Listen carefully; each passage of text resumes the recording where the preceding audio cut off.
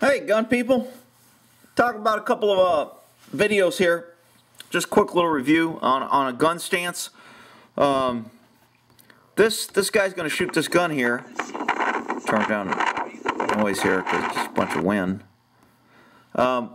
They tell him to shoot this gun and they don't give him any stance, so they kind of set this guy up for fail. It's kind of sad. He's going to shoot a big gun.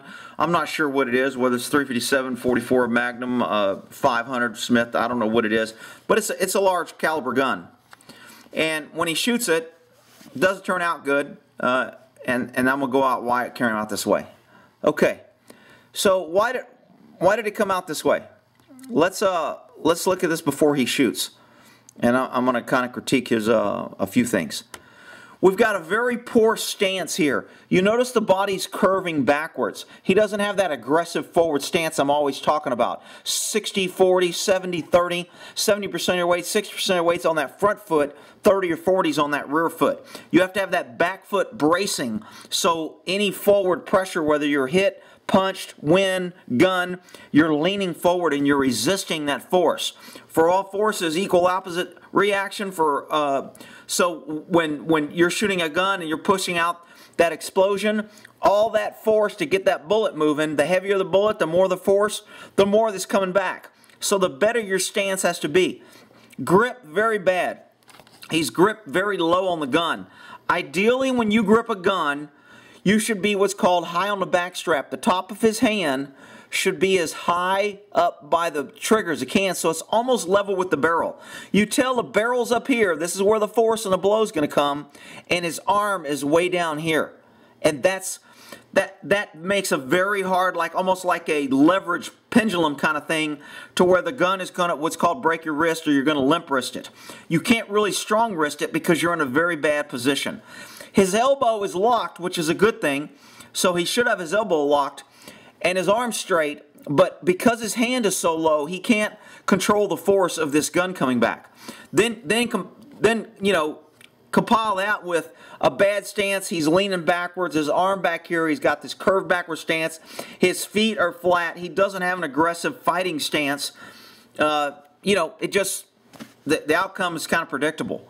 The gun's going to flip right over. His wrist is going to pop out, hit him in the head. I mean, things happen. I don't like seeing people set up for this. I see a lot of guys wanting to teach a woman to shoot, and they give them a big gun, and they think it's funny when it scares them and it blows or it jumps. I think that's a very bad first experience. If you're going to teach somebody how to shoot, you're going to let them shoot. Now, I'm sure this is a young, cocky guy, and the guy who let him shoot a gun, he's probably like, man, I can shoot that. Give me that. I'm a bad blind. Okay, get out there, and I'll let you look like a fool. So, you know, sometimes you got to learn hard lessons. This guy learned a lesson, and he'll learn from this to get a better stance, etc. This is, I found very interesting, an old video of cops. Now remember, this is a long time ago, before we had all this safety, scared. You couldn't do anything without worrying about getting sued. You could never hold something and have somebody actually shoot it out of your hand. Nowadays, you got too much liability. I mean, these guys are holding things, and other cops, this is a shooting team, and they're showing their shooting ability and their trust with each other by doing things that most people wouldn't do. So they're using real bullets. So if this guy misses, he's going to kill his partner.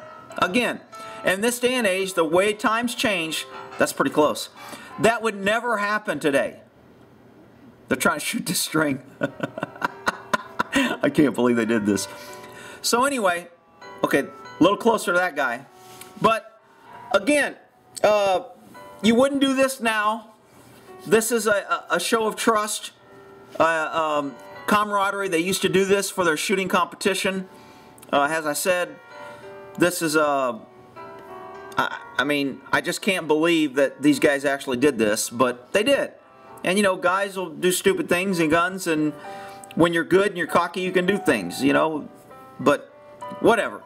I mean, this is some of their other competition that they would shoot. They would, you know, write out things. What else did they do here? Shoot their automatic weapons, spelling out things. I thought they did something else that was kind of funny. All that. This guy's shooting one out of each hand, which is very hard to do because your eyes have to split. You kind of got to, especially if you're doing it at the same time. If you're doing it one at a time, he can switch his eyes. But to shoot both of those at the same time, that's pretty difficult. You got to get them lined up and have good trigger control. And of course, you know, this was all sanctioned by the police department. I'm not sure what the hell that was. Oh, hands up, I guess. Hands up drill. Notice the lunge forward, that pushing the gun in. That's actually still a technique now to be aggressive and move to the target and go forward. See that good aggressive leaning stance? They still had some basic good fundamentals back here, but you know, it was training was different then. They didn't know about opposition reflex. They didn't know about inter-limb interaction. They didn't know about so much about the stress response, the fight or flight response. It wasn't as scientific back then. So the training has adjusted over the years, but this was definitely a learning experience on how cops used to shoot and train versus how they do it today. Much different. The things they did then, they would not do today. That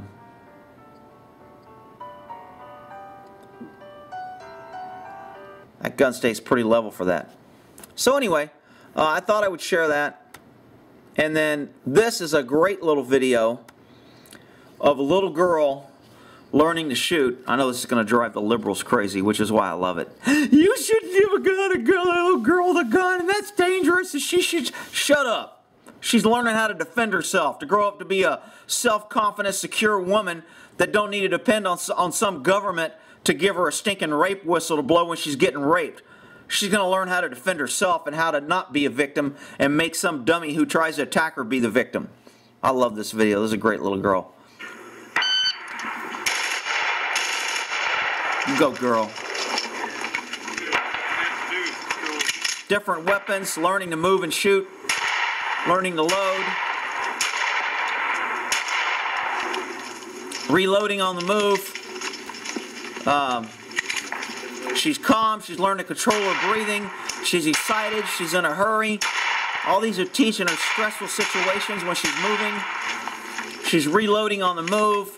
She knows where her gear is, she knows where her reloading is. You go, girl. Look at her.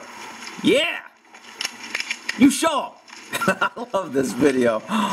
All kids should be taught this. Damn country of liberals and victims.